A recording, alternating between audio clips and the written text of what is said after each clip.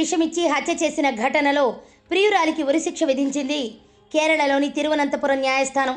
2022లో జరిగిన ఈ సంఘటన దేశవ్యాప్తంగా సంచలనం సృష్టించింది. కేరళలో ప్రియుడు శరణ్ రాజ్కు విషం కలిపిన కూల్ డ్రింక్ ఇచ్చి హత్య చేసింది గ్రీష్మ అనే యువతి. అసలేంటి కేసు అని ఒకసారి పరిశీలిస్తే, తిరువనంతపురానికి చెందిన 23 ఏళ్ల శరణ్ రాజ్ బీఎస్సీ రేడియాలజీ చివరి సంవత్సరం చదివేవాడు.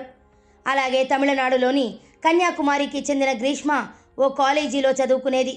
వీరి పరిచయం ప్రేమగా మారి దాదాపు ఏడాది పాటు రిలేషన్షిప్లో ఉన్నారు. ఈ క్రమంలో ఆర్మీలో పనిచేసే వ్యక్తితో 2022లో గ్రీష్మకు వివాహం నిశ్చయించారు పెద్దలు. ఈ విషయాన్ని ప్రియుడు శరణ్ రాజ్కు చెప్పింది. మనం విడిపోదామని ప్రపోజల్ తీసుకొచ్చింది. కానీ దానికి శరణ్ రాజ్ ఒప్పుకోలేదు. దీంతో ఎలాగైనా అతన్ని దూరం పెట్టాలని నిర్ణయించింది. పీకల్లోతు ప్రేమలో ఉన్న శరణ్ రాజ్ ఆమె ప్రేమ తనకే దక్కాలని పదే పదే ఆమెకు నచ్చజెప్పి చూశాడు. కానీ గ్రీష్మలో ఎలాంటి మార్పు రాలేదు. మరోవైపు పెళ్లికి సమయం దగ్గర పడుతుండటం, రాజు తనను వదిలిపెట్టడేమోనని గ్రీష్మలో భయం మొదలైంది.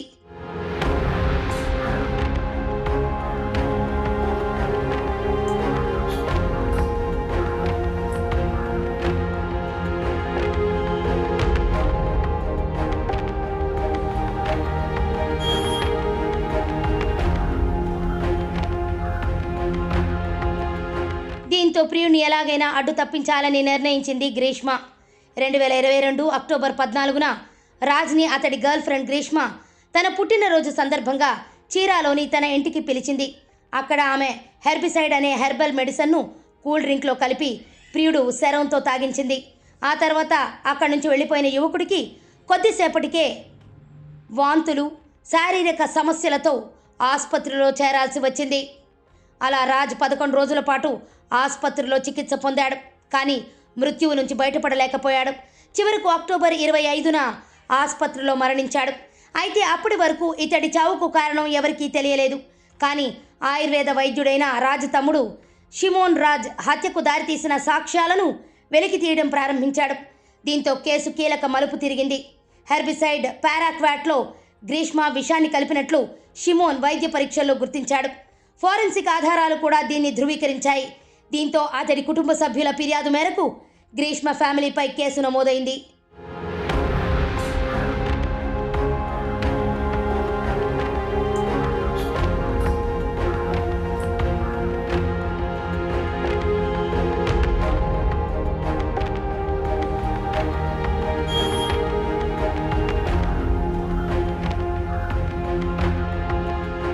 డివైఎస్పీ జాన్సన్ నేతృత్వంలోని క్రైమ్ బ్రాంచ్ ప్రత్యేక బృందం ఈ కేసును దర్యాప్తు చేపట్టింది. అక్టోబర్ 31, 2022న గ్రీష్మను పోలీసులు అరెస్ట్ చేశారు. ఏడాది పాటు గ్రీష్మ పోలీసు కస్టడీలోనే ఉంది. ఆ తర్వాత సెప్టెంబర్ 25, 2023న కేరళ హైకోర్టు బెయిల్ మంజూరు చేయడంతో జైలు నుంచి విడుదలైంది. మరోవైపు దర్యాప్తులో గ్రీష్మ, ఆమె మామ కలిసి ఇదంతా చేసినట్లు పోలీసులు గుర్తించారు. అందుకు సంబంధించి కోర్టుకు పోలీసులు ఆధారాలు కూడా సమర్పించారు. దీనిపై విచారణ చేపట్టిన అదనపు సెషన్స్ కోర్టు జనవరి 17న ఇద్దరిని దోషులుగా తేల్చింది. తన స్వార్థం చూసుకునేందుకు ఓ వ్యక్తిని హత్య చేయడం, సాక్ష్యాధారాలు మాయం చేసి పోలీసులను తప్పుదోవ పట్టించడం లాంటి విషయాలను కోర్టు సీరియస్గా తీసుకుని సోమవారం గ్రీష్మకు ఉరిశిక్ష విధిస్తూ తీర్పు వెలువరించింది. ఈ కేసును చాలా వేగవంతంగా పూర్తి చేసినందుకు కోర్టు పోలీసులను ప్రశంసించింది. Thinking that it was absolutely inconducive with my perceptions and also my thought and thinking, because while I was just going through entire evidence and while arguing the matter before the court of law, in fact I was confident that that would be admitted and accepted by the court, because such a fashion the evidence was tendered in the court.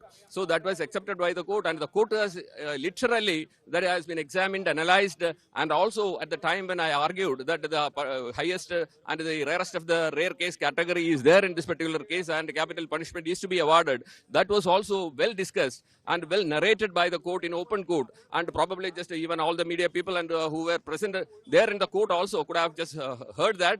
So I think just I need not explain that in what fashion court has just pronounced the judgment. In fact, for the first time in my official engagement as a special public prosecutor, this verdict in a very, very fantastic manner the court has, because the court, I should say one word about the court also, because in a very short span of time, about 40 days or so, in fact, this after framing the charge, and once on October 14th, the trial was started and thereafter it could be concluded within this very short span of time. In fact, we have to just salute the court for concluding in a very justifiable manner and the pronouncement of judgment also, because this should be, it should set a history and a model to the judiciary. In fact, I say that.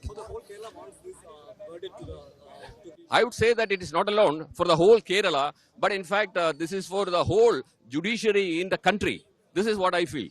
An exemplary judgment, I would say.